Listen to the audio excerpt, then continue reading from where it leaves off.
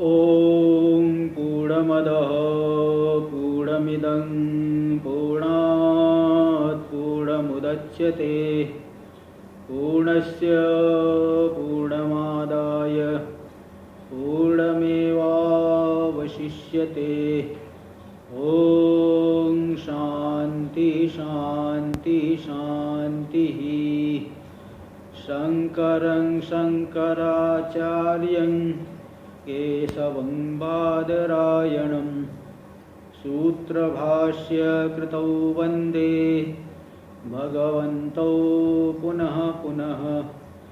ईश्वरो गुरुरात्मेति मूर्तिभेदविभागिने व्योमवद्व्याप्तदेहाय दक्षिणामूर्तये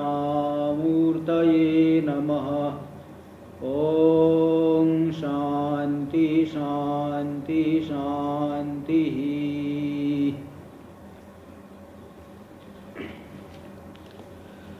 सृष्टौ या सर्गरूपा जगदवनविधौ पालनीया च रौद्री संहारे चापि यस्या जगदिदमखिलं क्रीडनं या पराख्या पश्यन्ति मध्यमाथो तदनु भगवती वैखरी वर्णरूपा सस्मद्वाचं प्रसन्ना विधिहरिगिरीशा राधितालङ्करोतु। नारायणं नमस्कृत्य नरं चैव नरोत्तमं देवीं सरस्वतीं व्यासं ततो जयमुदीरयेत्। ॐ शान्ति शान्ति शान्तिः। बोलिए जगदम्बा भगवती की जय। श्रीमद्देवी भागवत महापुराण की जय। ओम नमः पार्वती पतये हर हर महादेव। बड़ी हर्ष का अवसर है कि आज सनातन धर्म का नूतन संवत्सर चैत्र शुक्ल प्रतिपदा तिथि है 2078, जो राक्षस नामक संवत्सर आरंभ हो रहा है। तो हम लोग देवी भागवत की कथा मैं कर रहा था, तो उसमें पिछले कुछ 1-2 महीने से कुछ व्यवधान की वजह से नहीं बीच में किया। तो आज जो है नवरात्रि आरंभ हो रहा है, इसमें देवी की जो है विशेष भक्ति करनी चाहिए। तो इसलिए वो जो क्रम मैंने शुरू किया था बीच बीच में अनाध्याय के दिन, वो आगे अभी करता हूँ। हम लोग तृतीय अध्याय में, तृतीय स्कंद में 18वें अध्याय तक की कथा जो है पूर्व में श्रवण कर चुके हैं। उसमें 14वें अध्याय से एक कथा आई थी देवी महात्म्य से संबंधित, राजा ध्रुव संधि की कथा।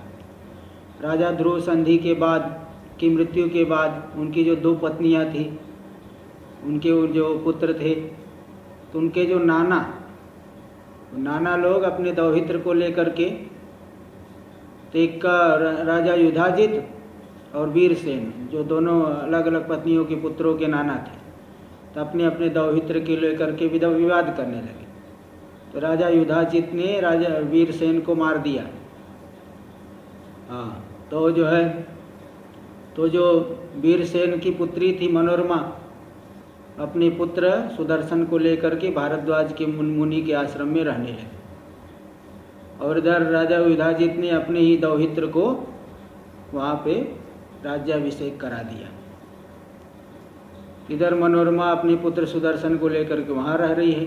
बीच में राजा युधाजित ने उस सुदर्शन को मारने के लिए बहुत प्रयत्न किया। ये सब कथा आ चुकी थी। तो वहाँ पे बालक सुदर्शन भारद्वाज मुनि के आश्रम में रह रहे, दैवयोग से कामराज नाम के बीज मंत्र की प्राप्ति हुई और भगवती की आराधना से सुदर्शन को, राजकुमार सुदर्शन को उनका प्रत्यक्ष दर्शन हुआ। भगवती की आराधना करने से भगवती का दर्शन हुआ।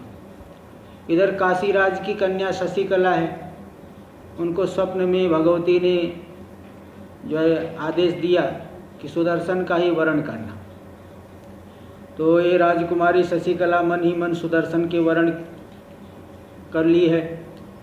तो काशीराज ने भी स्वयंवर की घोषणा कर दी। तो शशिकला ने अपने सखियों के माध्यम से अपनी माता को बताया कि मैं उस सुदर्शन का वर्ण कर चुकी हूँ, ऐसा ही बता दिए हैं। तो उसकी माता ने भी अपने पति को, यानी शशिकला के पिता को, राजा सुबाहु नाम है उनका, काशी नरेश है, उनको इस बात को बता दिया। तो अब राजा को बता दिए हैं, यहाँ तक की घटना हो चुकी थी।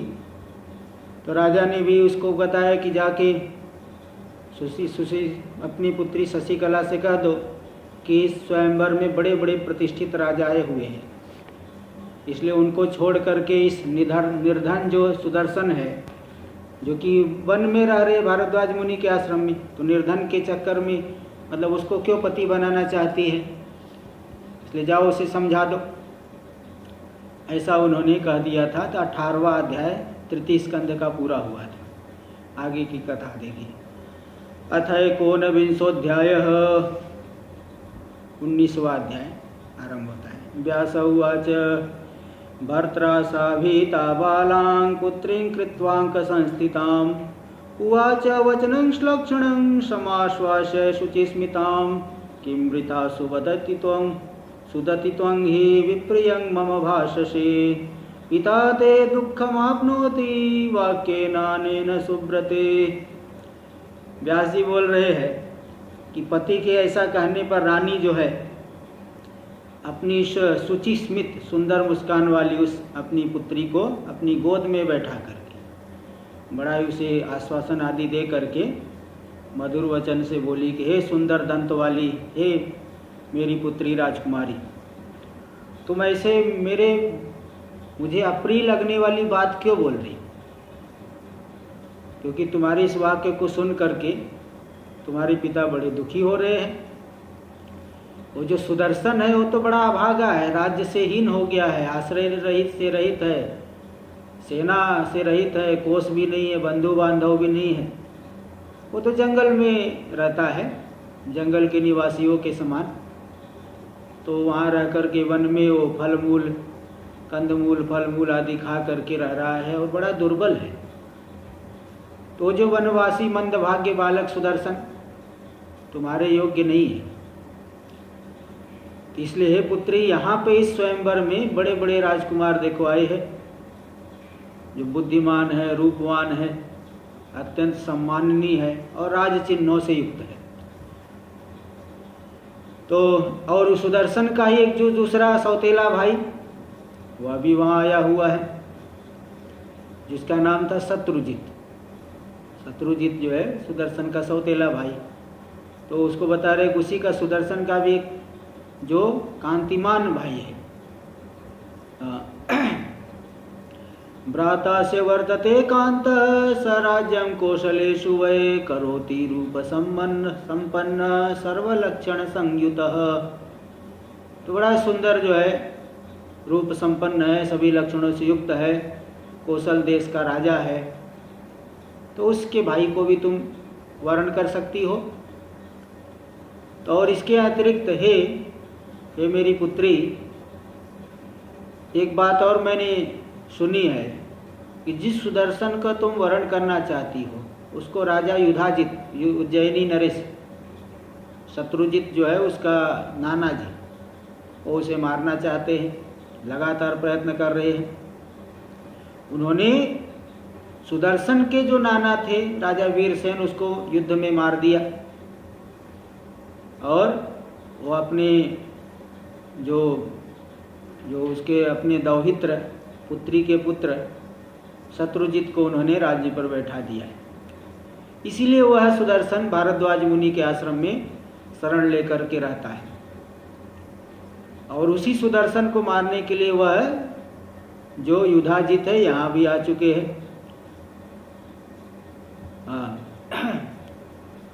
हाँ, तो इसलिए आया है, यहाँ भी आ गया है और वहाँ वो सुदर्शन को मारने के लिए भारद्वाज मुनि के आश्रम में भी गया था, किंतु मुनि ने वहाँ उसे बचा लिया था। इस तरह से उसकी माँ ने राजकुमारी शशिकला को बहुत समझाया। तो शशिकला अब अपनी माता को बता रही है। शशिकलोवाच मातर्ममेप्सितः कामं वनस्थोऽपि नृपात्मजः सर्याति वचनेनैव सुकन्या च पतिव्रता चवनं च यथा प्राप्य पतिशुश्रूषणे रता पतिशुश्रूषणं स्त्रीणां स्वर्गदं मोक्षदं तथा। तो शशिकला बोल रही हे माता, मुझे तो जो वन में रहने वाला राजकुमारी अत्यंत अभिष्ट है, ईप्सित है। पूर्व काल में, प्राचीन काल में जो शर्याति की राजा शर्याति की आज्ञा पा करके उनकी पुत्री सुकन्या जो पतिव्रता थी, च्यवन ऋषि को जो है पति रूप से ग्रहण करके उनकी सेवा में रहने लगी। तो मैं भी पति की सेवा करूंगी, चाहे कहीं भी रहना पड़े। पति की सेवा शुश्रूषा ही स्त्रियों के लिए स्वर्ग देने वाला और मोक्ष देने वाला है। इसलिए जो पति के लिए कपट से रहित व्यवहार करने वाली स्त्रियां हैं, उनका वो व्यवहार, कपट रहित व्यवहार उन स्त्रियों को सुख देने वाला होता है। और दूसरी बात ये भी है कि स्वयं भगवती स्वप्न में वर आदेश दे चुकी है, मुझे आज्ञा दे चुकी कि उस सर्वश्रेष्ठ वर का वरण करो, सुदर्शन का ही वरण करो। इसलिए मैं उसको छोड़ करके दूसरे राजकुमार का वरण कैसे कर सकती हूँ। उस भगवती ने ही मेरी भित्ति, चित्त रूपी भित्ति पर सुदर्शन का चित्र अंकित कर दिया है। इसलिए मैं उस सुदर्शन को छोड़ करके किसी दूसरे पति का वरण नहीं कर सकती। व्यास जी इसके बाद बता रहे हैं। व्यास उवाच प्रत्यादिष्टाथ वैदर्भी तया बहु निदर्शनैः भर्तारं सर्वमाचष्ट पुत्र्योक्तं वचनं वृषं विवाहस्य दिनादर्वागाप्तं श्रुत समन्वितं। तो व्यास जी बोल रहे, हे राजन, उस समय शशिकला ने बहुत दृष्टांत दे करके अनेक प्रमाणों के द्वारा अपनी माता को समझा दिया और उस वचन को, पुत्री के द्वारा कहे गए वचन को महारानी ने भी अपनी पति को बता दिया। भगवान वेदव्यास जी ये सब जो घटनाएं हैं राजा जन्मेजय को बता रहे, ये बात आप लोग जानते हैं, पूर्व में आ चुका है। तो अब उधर शशिकला ने, उसने क्या किया, विवाह के कुछ दिन पूर्व ही किसी एक जो विश्वस्त, जो ब्राह्मण है, जो अत्यंत एक द्विज है, उसी जो विश्वस्त वेदनिष्ठ ब्राह्मण को बुला करके वो सुदर्शन के पास भेजा कि आप सुदर्शन के पास जाए, इस प्रकार से जाइए कि मेरे पिताजी न जान पाए, और जा करके भारद्वाज के आश्रम में पहुंच करके मेरी ओर से सुदर्शन को बता दीजिए कि मेरे पिता ने मेरे विवाह के लिए एक स्वयंवर का आयोजन किया है, उसमें अनेक बलवान राजा आएंगे, किंतु मैं तो मन से तुम्हें वरण कर चुकी हूँ, तुम देवताओं के समान राजकुमार हो। भगवत्या समादिष्टः स्वप्ने मम सुरोपम विषमद्मि हुता सेवा प्रपतामि प्रदीपिते वरये त्वदृते नान्यं पितृभ्यां प्रेरितापि वा मनसा कर्मणा वाचा संवृतस्त्वं मया वरः। तो मैंने जो है मन के द्वारा, वाणी के द्वारा, शरीर के द्वारा आपको ही पति मान ली हो, क्योंकि स्वयं भगवती ने मुझे आपको वरण करने के लिए आदेश दिया है। इसलिए मैं चाहे तो विष खा लूँ, चाहे अग्नि में कूद जाऊँ, और माता इसलिए अथवा माता पिता के प्रेरित किए जाने पर भी तुम्हें छोड़कर दूसरे का वरण नहीं करूँगा, भले चाहे विष खा लूँ अथवा अग्नि में कूद जाऊँ। इसलिए भगवती ने जब कहा है तो हम दोनों का कल्याण होगा, हम दोनों को जो है कल्याण होगा साथ में रहने से, पति पत्नी रूप से। इसलिए प्रारब्ध को बलवान मान करके आप अवश्य आइए। भगवत्या प्रसादेन शर्मावाभ्यां भविष्यति आगंतव्यं त्वयात्रैव दैवं कृत्वा परं बलं यदधीनं जगत्सर्वं वर्तते सचराचरं भगवत्या यदातिष्ठं न तन्मिथ्या भविष्यति। तो वह प्रारब्ध को प्रबल मान करके आप इस स्वयंवर में अवश्य पधारिए। प्रारब्ध से ही सभी चलते हैं, पूरा जगत उस भगवती के अधीन है, तो भगवती का आदेश कभी भी मिथ्या नहीं होगा। इस तरह से शशिकला राजकुमारी शशिकला ने उस ब्राह्मण देवता को एकांत में बता दिया। उन्होंने कह दिया कि राजकुमार से भी आप इस बात को एकांत में ही बताइए, आप जाके इस तरह से ऐसा कार्य कीजिए कि मेरा कार्य, मेरा अभीष्ट कार्य सिद्ध हो जाए। तो ऐसा कर और दक्षिणा दे करके उस ब्राह्मण को राजकुमारी ने भेजा। तो वह ब्राह्मण भी सुदर्शन के पास जाकर के सारी बात कहकर शीघ्र ही वापस आए। तो राजकुमार ने इन बातों को जान करके स्वयंवर में जाने का निर्णय ले लिया।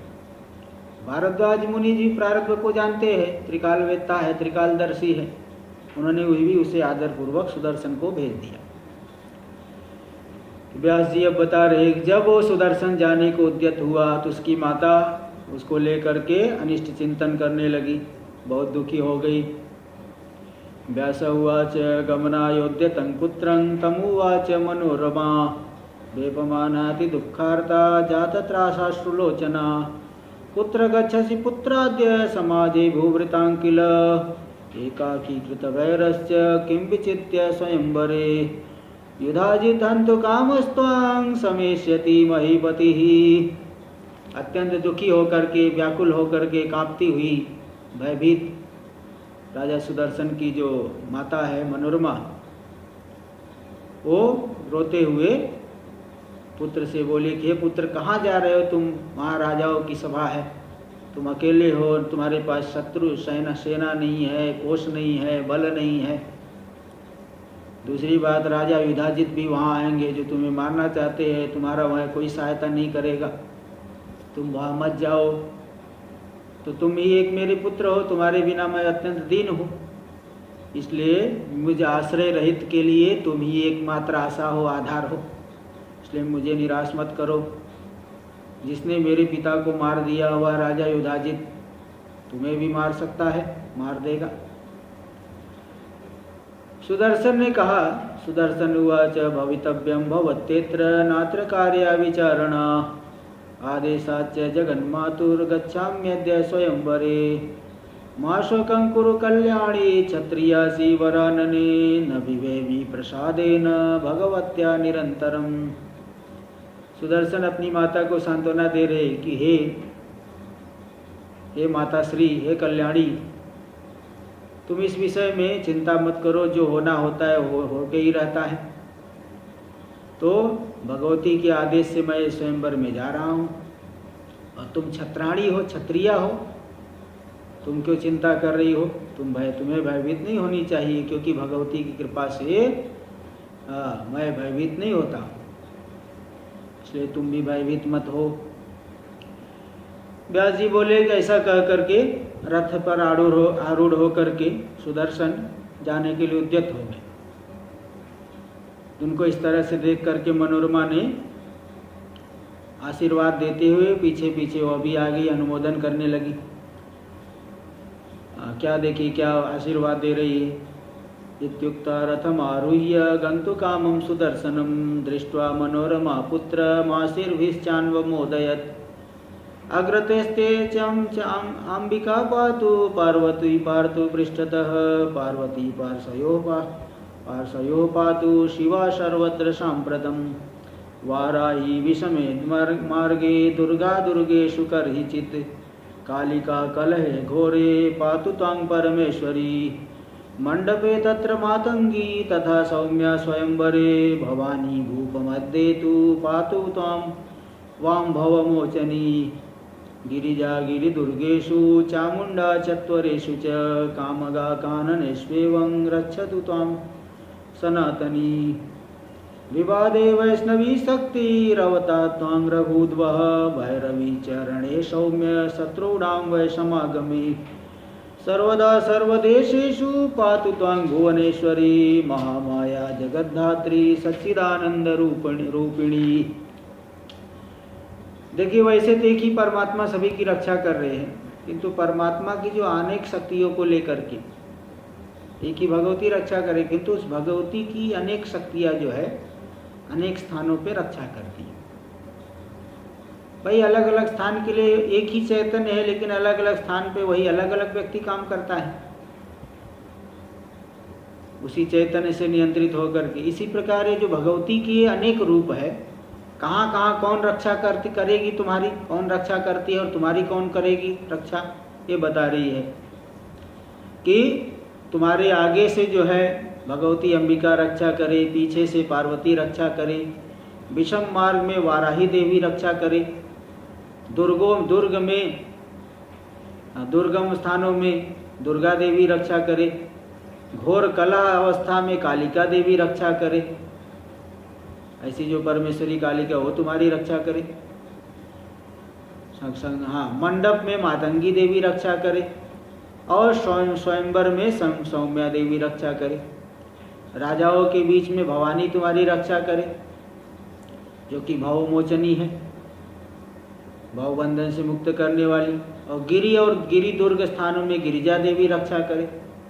चत्वर जो है चौराहे की अग्नि, वहाँ पे चौराहे पर चामुंडा देवी तुम्हारी रक्षा करे। और वनों में कामगा देवी रक्षा करे। और सनातनी, जो कि सनातनी है कामगा देवी। और विवादों में स्थल में वैष्णवी देवी, वैष्णवी शक्ति तुम्हारी रक्षा करे। रण में भैरवी देवी रक्षा करे शत्रुओं का समागम होने पर।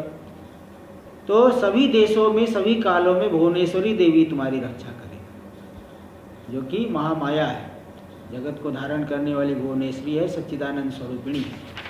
इस तरह से देवी की अलग अलग शक्तियाँ तुम्हारी सर्वत्र रक्षा करे। व्यास जी बोले, इस प्रकार से भय से कांपती हुई माता मनोरमा ने कहा कि मैं भी तुम्हारे साथ चलूंगी, क्योंकि तुम्हारे बिना मैं एक क्षण भी यहाँ नहीं रह सकती। हाँ, तो कहीं भी जाना चाहते हो वो साथ में मुझे लेकर चलो। ऐसा कर करके अपनी दासी को साथ में लेकर के माता मनोरमा भी चल पड़ी। ब्राह्मणों से आशीर्वाद प्राप्त करके वे हर्ष से युक्त होकर के चल पड़े। इसके बाद कुछ समय के अनंतर, कुछ काल के अनंतर, कुछ दिन के अनंतर पहुँचे होंगे, कुछ काल के अनंतर, कुछ दिन के अनंतर वाराणसी नगरी में वे पहुँचे, रथ पर आरूढ़ होकर के पहुँचे। तो राजा सुबाहु को जब इसकी जानकारी मिली तो उन्होंने आदर सम्मान से उनका सत्कार किया और उनके निवास के लिए भवन और अन्न जल आदि की व्यवस्था कर दी, भोजन की व्यवस्था कर दी और सेवा शुश्रूषा के लिए सेवकों को भी नियुक्त कर दिया। इसके बाद अनेक देशों के राजा महाराजा वहाँ पे आने लगे। उसी समय युधाजित भी अपने नाती जो शत्रुजित है, सुदर्शन का जो सौतेला भाई, उसको लेकर के आए। कहाँ कहाँ के राजा आए देखिए, यहाँ बता रहे, करुषाधिपतिश्चैव तथा मद्रेश्वरो नृपः सिंधुराजस्तथा वीरो योद्धा माहिष्मतिपतिः पांचाला पर्वतीयश्च कामरूपोऽति वीर्यवान् कर्णाटश्चोलदेशीयो वैदर्भश्च महाबलः अक्षौहिणी त्रिषष्टिश्च मिलिता संख्यया तदा वेष्टिता नगरी सा तु सैन्यैः सर्वत्र संस्थितैः। करुष देश के राजा, मद्र देश के महाराजा सिंधुराज, माहिष्मति नरेश, पंचाल के राजा, पर्वती देश के राजा, कामरूप देश के जो पराक्रमी राजा, कर्नाटक देश के राजा, चोल देश के राजा, विदर्भ नरेश, ये सब लोग, सब राजा अपनी अपनी बड़ी बड़ी सेना को लेकर के आए। कुल मिलाकर के 63 अक्षौहिणी सेना वहाँ पे एकत्रित हो गई। देखिए, महाभारत में कुल मिलाकर के 18 अक्षौहिणी सेना थी, यहाँ 63 अक्षौहिणी सेना आ गई। विवाह का समय है ना, विवाह स्वयंवर है। वैसे भी आजकल भी देखो, विवाह के समय बहुत लोग इकट्ठे हो जाते हैं, अन्य समय में तो कम रहे, लेकिन विवाह के समय ज़्यादा हो जाते हैं। यहाँ स्वयंवर के समय ज़्यादा लोग जो है इकट्ठे, 63 अक्षौहिणी सेना इकट्ठी हो गई। पूरी की पूरी वाराणसी नगरी सैनिकों से घिर गई। अन्य भी बहुत से राजा स्वयंवर देखने की इच्छा से हाथियों पर आरूढ़ होकर के आ गए। तो सभी लोगों को सुदर्शन के बारे में मालूम पड़ा।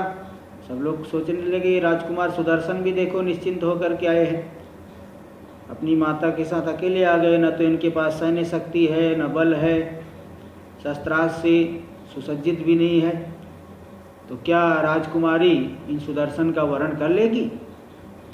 इन सभी बड़े बड़े राजकुमारों को छोड़ करके, बड़े बलशाली राजकुमारों को छोड़ करके। इसके बाद राजा युधाजित ने भी उन नरेशों से कहा कि मैं तो इस सुदर्शन को मार डालूंगा, इसमें कोई संशय नहीं है। युधाजिदथ राजेशस्तानुवाच महीपति अहमेनम हनिष्यामि कन्यार्थे नात्र संशय। बोला इसमें कोई संशय नहीं, मैं उसको मार दूंगा। तब जो है महान नीति को जानने वाले नीति सप्तम केरलाधिपति, केरल के राजा जो है वो उनको युधाजित को समझाने लगे कि हे राजन, ये तो इच्छा स्वयंवर है, यहाँ कोई बलपूर्वक हरण नहीं होगा। बलेन हरण नास्ति नात्र शुल्क स्वयंवरः कन्येच्छयात्र वर्णं विवादः कीदृशस्त्विह। बोले कोई जो है शुल्क स्वयंवर नहीं, इच्छा स्वयंवर है। हाँ, कन्या की इच्छा से वरण होगा तो फिर विवाद की क्या बात है इसमें? पहले तो आपने बड़े अन्यायपूर्वक सुदर्शन को राज्य से निकाल दिया और अपनी दौहित्र को, अपनी पुत्री के पुत्र को तुमने राज्य का स्वामी बना दिया। ते जो सुदर्शन है ये अभी तो काकुस्थ सूर्यवंशी है। यह सुदर्शन काकुस्थ है, यानी ककुस्थ वंशी जो सूर्यवंशी राजाओं के कुल में हुआ है। तो यह भी तो नरेश का पुत्र है, इस निरपराध का वध आप क्यों करेंगे? लप्स्यते तत्फलं नूनमनयस्य नृपोत्तम शास्तास्ति कश्चिदायुष्मन् जगतोस्य जगत्पतिः धर्मो जयति ना धर्म सत्यं जयति नानृतं मानयं कुरु राजेन्द्र त्यज पापमतिं किल। हे राजन, आपको आपके अन्याय का फल अवश्य मिलेगा, क्योंकि इस पूरे संसार का शासन करने वाला परमेश्वर कोई और ही है। यहाँ पे सदा ही धर्म की विजय होती है, अधर्म की नहीं। सत्य ही जीतता है, अनृत मिथ्या नहीं जीतता। इसलिए ऐसा मत सोचो, इस तरह का अन्याय मत करो, अनय मत करो, माँ अनयम। इसलिए पाप बुद्धि को छोड़ दीजिए। दूसरी बात, आपका भी दौहित्र यहाँ आया है, वो भी बहुत रूपवान है। सुदर्शन उसको छोड़ करके, शत्रुजित को छोड़ करके सुदर्शन का वरण कन्या क्यों करेगी? एक से बढ़ के एक राजकुमार है, किसी का भी कन्या शशिकला वरण कर सकती है। तो हे राजा लोग, आप ही बताइए इसमें विवाद ही क्या है? विवेकी पुरुष को इस विषय में तो परस्पर वैर भाव विरोध भाव नहीं रखना चाहिए। इस तरह से 19 तृतीय स्कंद का 19वां अध्याय पूरा हुआ। अथ विंशोऽध्यायः व्यास उवाच इति वादिनी भूपाले केरलाधिपतौ तदा प्रत्युवाच महाभाग युधाजिदपि पार्थिवः। इस तरह से केरल नरेश ने जब ऐसा कहा तो जो राजा युधाजित वो भी बोले कि आपने जो अभी बताया क्या यही नीति है? राजाओं के बीच में आप तो सत्यवाणी वाले माने जाते हो, जितेंद्रीय माने जाते हो। तो अगर योग्य राजाओं के रहते हुए कोई अयोग्य व्यक्ति कन्या रूपी रत्न को प्राप्त कर ले तो क्या ये न्याय है? आप ही बताओ। एक जो है सिंह के हिस्से को सियार भक्षण कर ले, एक कैसा युक्ति है? ये कौन सा न्याय है? जैसे सिंह के हिस्से को सियार भक्षण करने का अधिकारी नहीं होता, उसी प्रकार इस कन्या रत्न को पाने का अधिकारी सुदर्शन नहीं है। बलं वेदो हि विप्राणां भूभुजां चापजं बलम किमन्यायं महाराज ब्रवीम्यहमिहाधुना। विप्रों का बल वेद होता है, क्षत्रियों का बल जो है धनुष है, चाप से उत्पन्न होने वाला, धनुष से उत्पन्न होने वाला बल क्षत्रियों का बल। विप्रों का बल, वैश्यों का बल तो धन संपत्ति होती है, अलग अलग बल होता है। तो बलम शुल्कम तथा राज्ञां विवाहे परिकीर्तितम विबलवानेव गृह्णातु नाबलस्तु कदाचन। तो राजाओं का तो विवाह में शुल्क, बल को ही शुल्क कहा गया है, जो बलशाली होगा वही कन्या को ले जाएगा। मैंने कौन सी गलत बात कह दी है? इसलिए किसी न किसी शर्त को, पण को निर्धारण करके यहाँ पे कन्या का विवाह होना चाहिए, नहीं तो आपस में ही घोर राजाओं में परस्पर युद्ध हो जाएगा। इस तरह से जब राजाओं में ही विवाद होने लगा तो नृपश्रेष्ठ जो कन्या के पिता है राजा सुबाहु, काशी नरेश, उनको बुलाया गया सभा में। उनको बुलवा करके उन राजाओं ने कहा, हे राजन, आप इस विवाह में राजोचित नीति का अनुसरण करिए, राजाओं लोग के लिए जो उचित है। आप क्या करना चाहते, सावधान होकर के बताइए। सुबाहुरुवाच पुत्र्या मे मनसा कामं वृता किल सुदर्शनः मया निवारितात्यर्थं न सा प्रत्येति मे वचः। राजा सुबाहु बोले कि मेरी पुत्री ने मन ही मन सुदर्शन का वरण कर लिया है, मैं तो उसे बहुत रोक रहा हूँ लेकिन वह मान नहीं रही है। अब क्या करूँ, मेरी पुत्री का मन वश में नहीं है।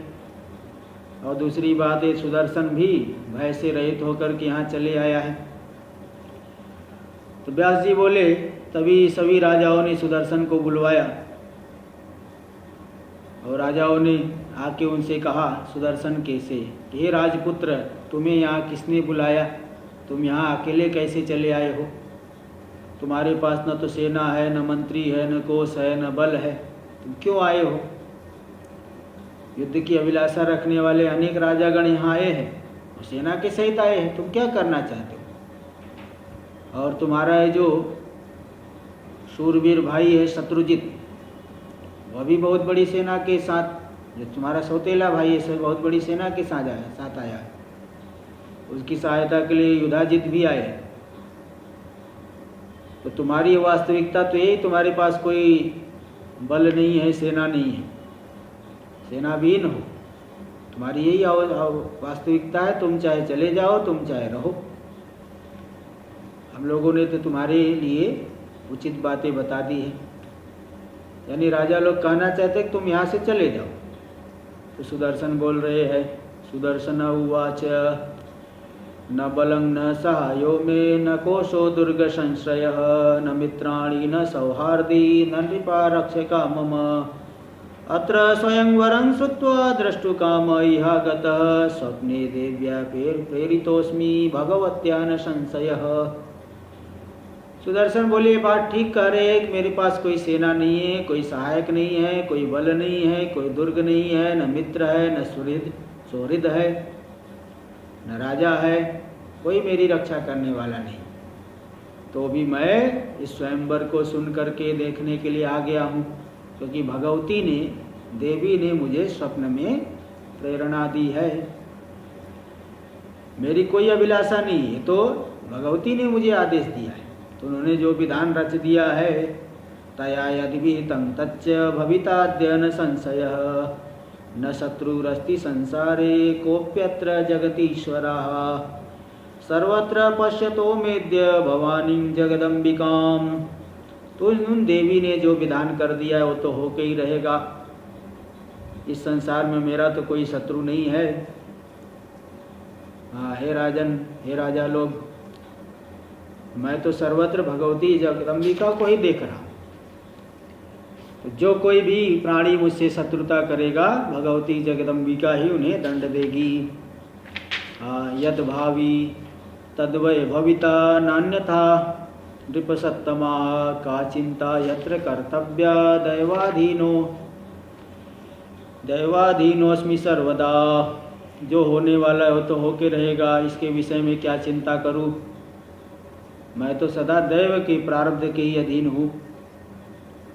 तो सभी प्राणियों के बीच में, देवता मनुष्य चाहे कोई भी प्राणी, एकमात्र भगवती जगदम्बा की ही शक्ति सर्वत्र विद्यमान है, उनके अतिरिक्त दूसरा कोई भी नहीं। तो वे भगवती ही जिसको चाहे राजा बना दे, जिसे निर्धन बनाना चाहे निर्धन बना देती है। तो बताओ मुझे क्या चिंता। तो जिनकी जिस शक्ति के बिना ब्रह्मा विष्णु महेश्वर आदि इंद्र आदि जितने देवता हैं, जिस शक्ति के बिना थोड़ा सा भी कुछ हलचल नहीं कर सकते, हिलडुल भी नहीं सकते, वह शक्ति मुझे, उस शक्ति ने मुझे प्रेरणा दी है। अब मुझे क्या चिंता है।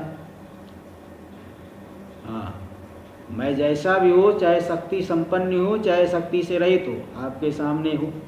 मैं तो भगवती की आज्ञा से आया हूँ, वो जो चाहेंगी करेंगी, मेरे सोचने से क्या होगा, इसलिए मुझे कोई शंका नहीं है। जय पराजय लज्जा न मे त्राण्वपि पार्थिवा, भगवत्यास्तु लज्जास्ति तदस्विधीनोस्मि सर्वथा। मैं तो भगवती के अधीन हूँ, कोई जय हो जाए अथवा पराजय हो जाए, मुझे जरा सा भी अणु मात्र भी कोई लज्जा नहीं, क्योंकि मैं तो भगवती के अधीन हूँ। व्यास जी बोले, उस सुदर्शन की बात सुन करके सभी राजा लोग उसके निश्चय को जान गए। सभी राजाओं ने सुदर्शन ने कहा, हे साधो, हे साधु पुरुष, तुमने बहुत सही बात कही है।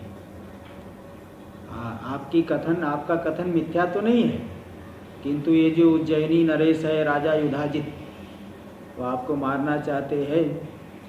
हम लोगों को आपके ऊपर दया आ रही है, इसलिए हमने आपको बता दिया, अब आप जो चाहे करो। सुदर्शन उवाच सत्यमुक्तं भवद्भिश्च कृपावद्भिः सुहृज्जनैः किं ब्रवीमि पुनर्वाक्य मुक्त्वा नित्यति सत्तमाः। आप बिल्कुल ठीक कहते हो हे राजा लोग, हे राजगण, आप लोग बड़े कृपालु है, मेरे सुहृद है। अब मैं क्या बोलूँ, मैंने जो बोलना था बोल दिया।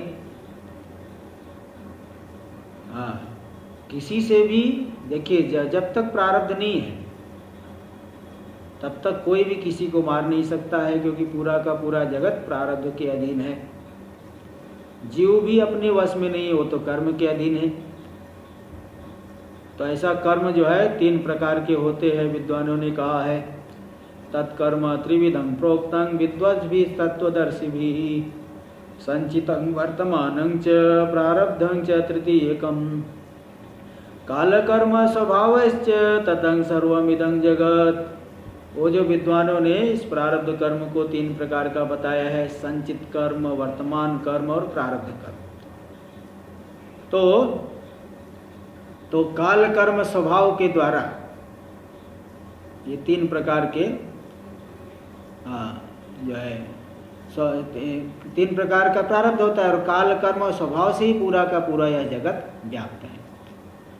इसलिए तो ये सब, जैसे शत्रुओं के को जो मारने वाले थे मेरे पिताजी, उनको भी देखो सिंह ने मार दिया, मेरे नाना को भी युधाजित ने मार दिया। तो चाहे प्रारब्ध पूरा होने पे व्यक्ति कितना भी प्रयत्न करे, वो मरेगा ही।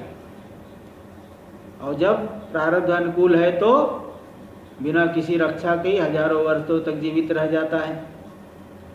इसलिए मैं युधाजित से भी नहीं डरता, मैं तो प्रारब्ध को ही सर्वोपरि मानता हूँ और निश्चित रहता हूँ, और नित्य निरंतर भगवती का स्मरण करता हूँ।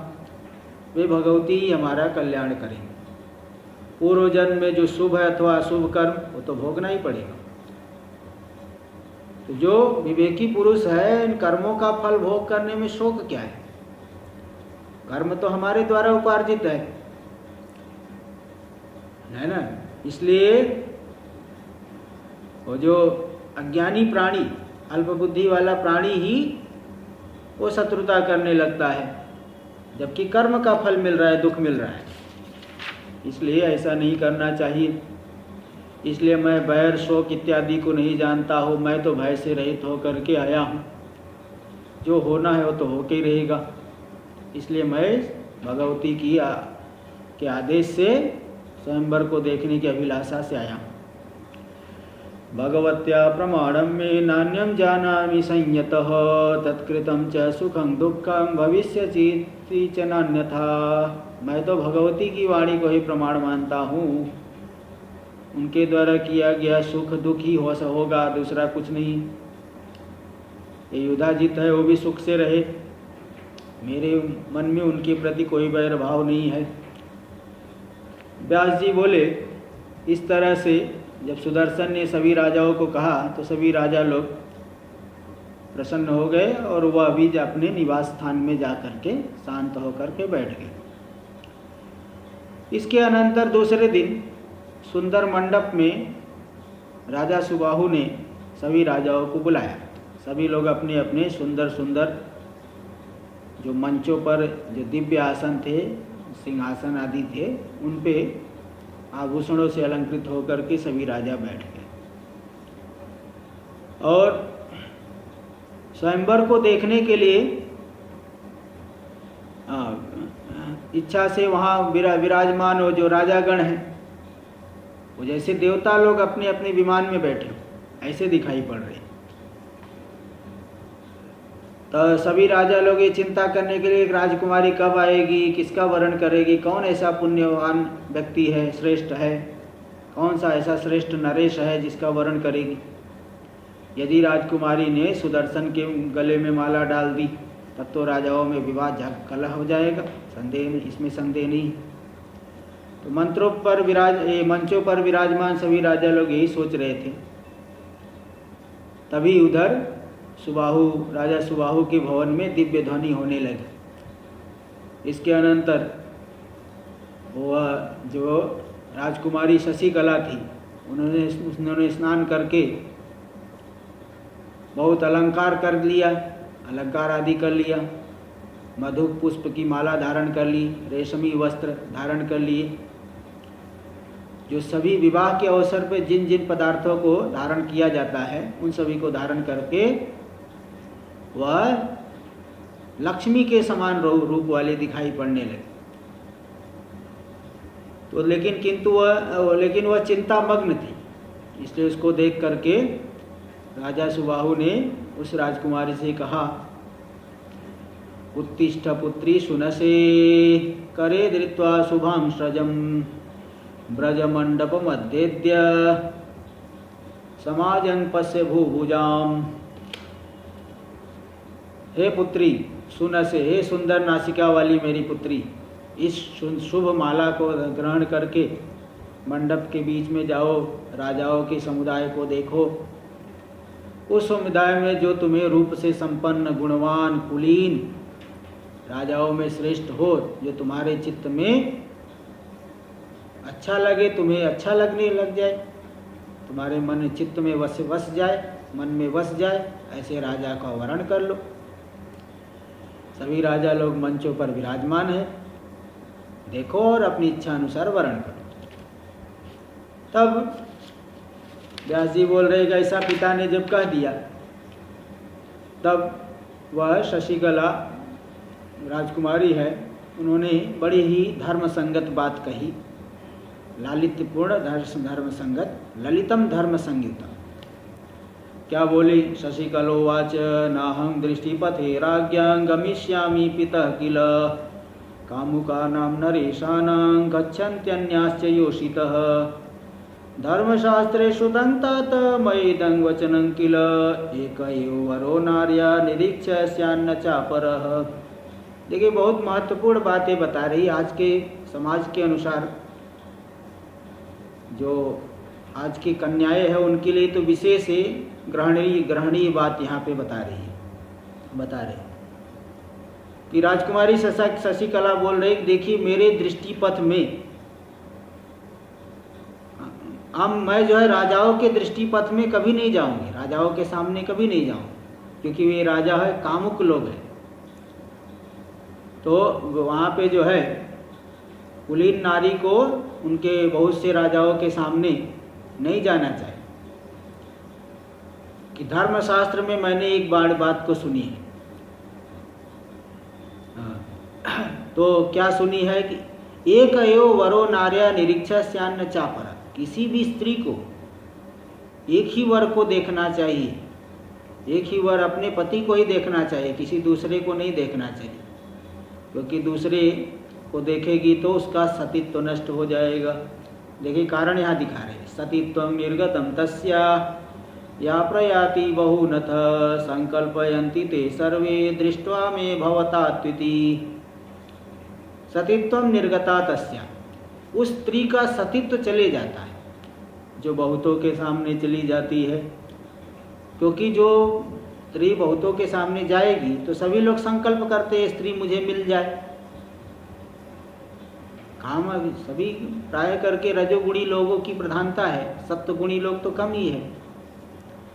तो सत्वगुणी रजोगुणी लोग सभी चाहते हैं कि मैं स्त्री, कोई सुंदर स्त्री है मुझे मिल जाए। इसलिए स्त्री को जो है बहुतों के सामने नहीं जाना चाहिए।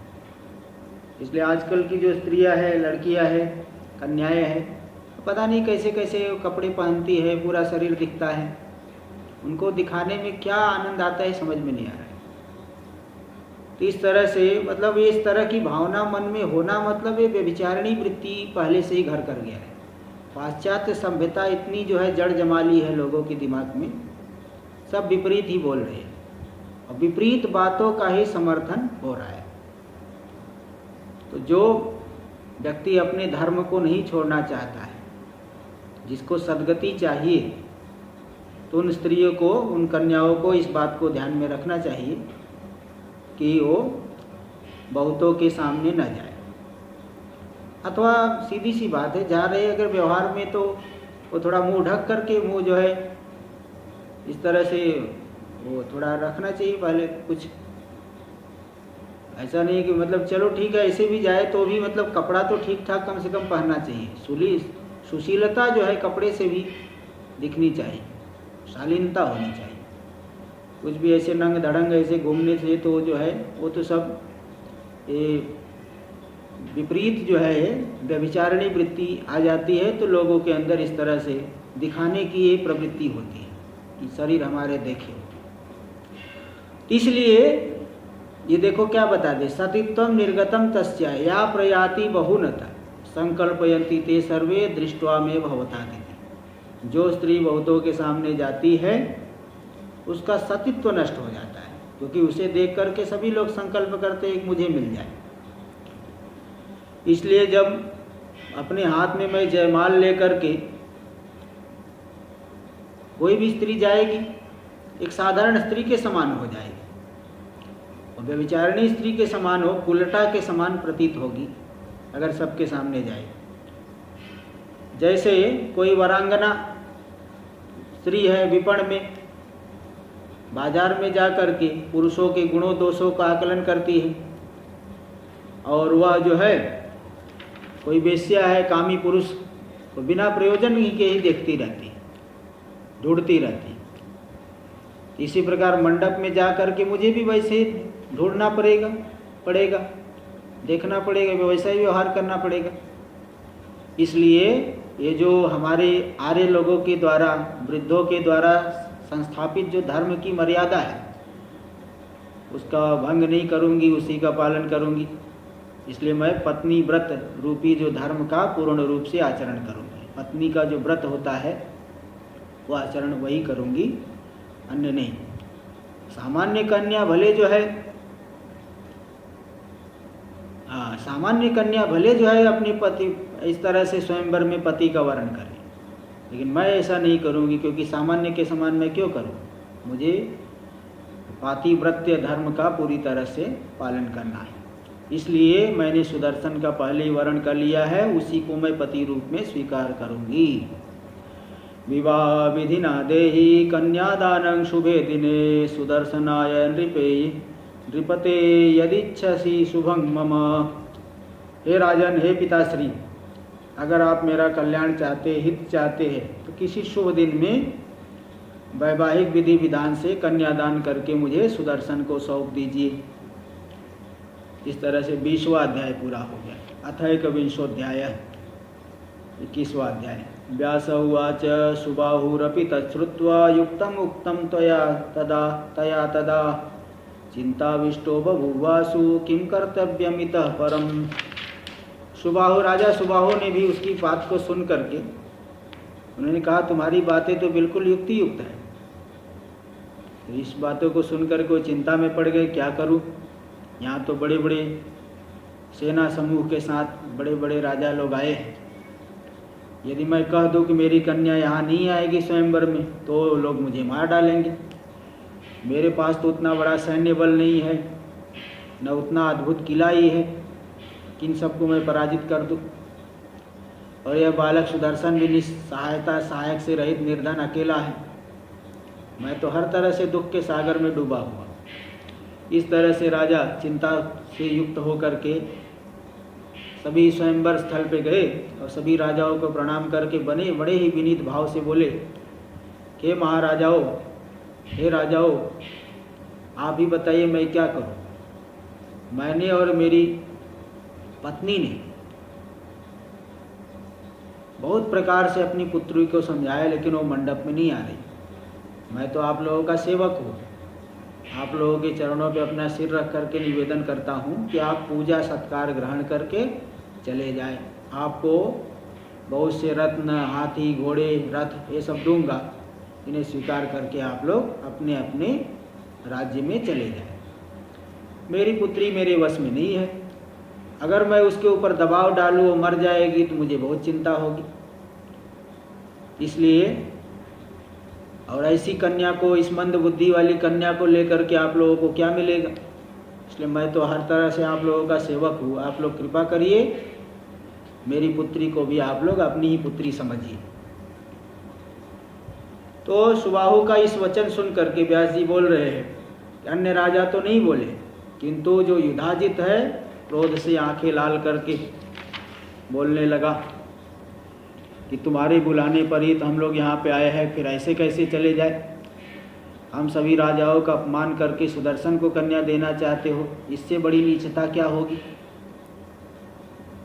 मनुष्य को पहले ही सोच समझ के कार्य करना चाहिए। तो इन सभी बड़े बड़े राजाओं को, जो वीर है, पराक्रमी है, बल से संपन्न है, इनको छोड़ करके सुदर्शन को जामाता क्यों बनाना चाहते हो। तुझ पापी को तो मैं अभी मार दूंगा, अहं त्वाम हन्मि पापिष्ठम तथा पश्चात् सुदर्शनम दौहित्रायाद्य ते कन्यां दास्यामीति विनिश्चयः। तुझ पापी को अभी मार दूंगा, बाद में सुदर्शन का भी वध करूंगा, इसके बाद तुम्हारी कन्या का विवाह अपने नाती से कर दूंगा, दौहित्र से कर दूंगा, इसमें कोई संशय नहीं है। ऐसा कौन सा व्यक्ति है जो मेरे रहते इस कन्या के हरण की भी इच्छा कर ले। सुदर्शन तो बहुत छोटा है, निर्धन है, बलहीन है। मैं तो इस सुदर्शन को भरद्वाज मुनि के आश्रम में ही मार देता, किंतु मुनि के कहने पे छोड़ दिया था, लेकिन आज नहीं छोड़ूंगा इसे। इसलिए तुम अपनी स्त्री और पुत्री के साथ विचार विमर्श करके मेरा जो दौहित्र है शत्रुजित, उसको अपनी कन्या को प्रदान कर दो और मेरे संबंधी तुम बन जाओ, तुम्हारा हर प्रकार से कल्याण होगा। क्योंकि मनुष्य को अपने से बड़ों से ही संबंध स्थापित करना चाहिए। और बताओ, सुदर्शन को दे करके, कन्या दे करके तुम क्या सुख देना चाहते हो पुत्री को। सुख तो ये जो है कुलम वित्तं बलम रूपम राज्यम दुर्गम सुहृज्जनम दृष्ट्वा कन्या प्रदातव्या नान्यथा सुखम रिच्यति। कुल को देख करके वित्त, बल, रूप, राज्य, दुर्ग, सुहृद लोग, इन सब को देख करके ही कन्या देनी चाहिए, नहीं तो कन्या को सुख नहीं मिलेगा। तो तुम धर्म और राजनीति पर सम्यक विचार कर लो, इसके बाद किसी कार्य को करो, विपरीत कार्य मत करो। तुम मेरे परम मित्र हो, इसलिए मैं तुम्हारी हित की कामना से बोल रहा हूँ। सुदर्शन को छोड़ करके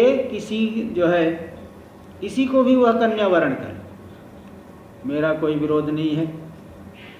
आप इच्छा अनुसार किसी के साथ भी विवाह, किसी भी राजकुमार के साथ विवाह कर दीजिए, लेकिन इस सुदर्शन को छोड़ करके किसी से भी करिए। बड़े बड़े जो राजा देखो आए हैं, कुलीन है, शक्तिशाली है, इनमें से किसी को भी अगर वह कन्या चुन लेती है तो मेरा क्या विरोध है। नहीं तो मैं बलपूर्वक ही इस कन्या का हरण कर लूँगा।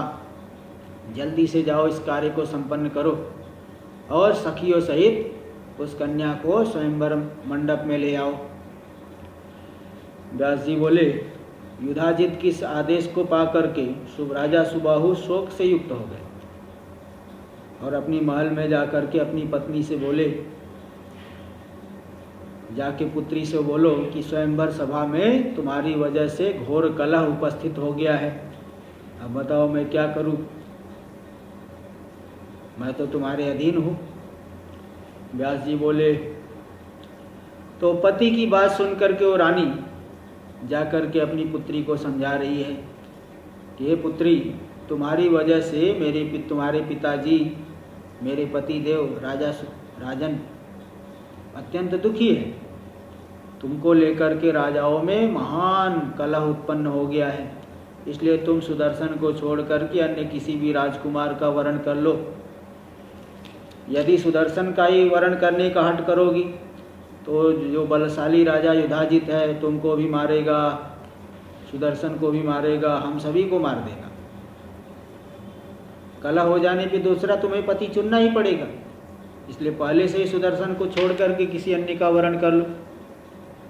इस तरह से माता पिता ने बहुत समझाया, तो भी कन्या निर्भीक होकर के बोलने लगी। कन्योवाच सत्यमुक्तं नृप श्रेष्ठ जानासि च व्रतं मम नान्यं वृणोमि भूपाल सुदर्शनं मृते क्वचित् बिभेषि यदि राजेन्द्र नृपेभ्य किल कातरः सुदर्शनाय दत्त्वा मां विसर्जय पुराद् बहिः। वो कन्या बोली कि हे राजन, हे पिताश्री, आप तो मेरे व्रत को जानते हो, मैं सुदर्शन को छोड़ करके किसी दूसरे का वरण नहीं करूँगी, इसलिए आपको श्रेष्ठ यही है कि सुदर्शन को सौंप करके मुझे नगर से बाहर निकाल दीजिए। बाद में जो होना होगा वो होके ही रहेगा, इसमें क्या है। राजा बोले पुत्री से, हे पुत्री, विद्वानों को कभी भी ऐसा साहस नहीं करना चाहिए। बहुवीर न विरोधव्यमिति वेद विदो विदुः विस्रक्षामि कथम कन्याम दत्त्वा राजसुताय च। बहुतों के साथ विरोध नहीं करना चाहिए, ऐसा वेद के विद्वान लोग कहते हैं। इसलिए मैं तुम्हें राजकुमार को सौंप करके कैसे विदा कर दूं। इसलिए तुम चाहो तो तुम कोई दूसरी शर्त रख लो। जैसे राजा जनक जी ने सीता जी के स्वयंवर में शिव के धनुष को तोड़ने की शर्त रखी थी, उस शर्त से तो विवाद ही खत्म हो जाएगा। जो शर्त को जीतेगा उसी का वरण कर लेना, तुम्हारा आनंद पूर्वक विवाह हो जाएगा। कन्या बोली, राजकुमारी बोली, हे पिताश्री, मैं ऐसी मूर्खता वाला कार्य नहीं करूँगी, क्योंकि मैंने तो पहले ही सुदर्शन का वरण कर लिया है, राजकुमार का वरण कर लिया है। इसलिए हे पिताश्री, मन से जब सुदर्शन का वरण कर लिया है तो दूसरे का वरण कैसे करूं। दूसरी बात है, अगर इस शर्त में कई लोग शर्त जीत गए तब तो महान विवाद हो जाएगा। इसलिए इस संशयपूर्ण कार्य में मैं नहीं पड़ना चाहती। आप चिंता मत करिए, विधिवत मेरा विवाह कर दीजिए और सुदर्शन को सौंप दीजिए, तो भगवती चंडिका की हमारी ऊपर कृपा रहेगी, हमारा कल्याण अवश्य होगा। आप उन्हीं शक्ति का स्मरण करके तुरंत हमारा विवाह करिए। अभी आप जाकर के उन राजाओं से कह दिए कि आप लोग स्वयंवर में कल पधारिए। ऐसा कह करके उनको विसर्जित करके वैदिक रीति से रात्रि में मेरा विवाह कर दीजिए। इसके बाद यथोचित उपहार दे करके विदा कर दीजिए। इसके बाद महाराजा ध्रुव संद्री के पुत्र सुदर्शन मुझे लेकर के चले जाएंगे। यदि वे राजा कुपित होकर के युद्ध करने के लिए आएंगे तो भगवती हमारी रक्षा करेंगे। अगर दैव योग से राजकुमार सुदर्शन मारे गए तो मैं भी प्राण को त्याग दूंगी। इसलिए आपका कल्याण हो, आप जा करके उन्हें सौंप करके मुझे सुखपूर्वक अपने महल में रहिए। मैं अकेले उनके साथ चली जाऊँगी। कैवाहम गमिष्यामि तेन सार्धम निरंसया, अकेले उनके साथ रमण करने की इच्छा से चली जाऊँगी। व्यास उवाच इति तस्या वचः श्रुत्वा राजासौ कृतनिश्चयः मतिं चक्रे तथा कर्तुं विश्वासं प्रतिपद्य च। इस तरह से उस शशिकला के वचन को सुन करके राजा ने भी मन में निश्चय करके वैसा ही करने को सोच लिया, निश्चय कर लिया। इस तरह से 21वां अध्याय पूरा हो गया। तृतीय स्कंद के जो 22वें अध्याय से आगे हम लोग श्रवण करेंगे। ओम पूर्णमदः पूर्णमिदं पूर्णात् पूर्णमुदच्यते।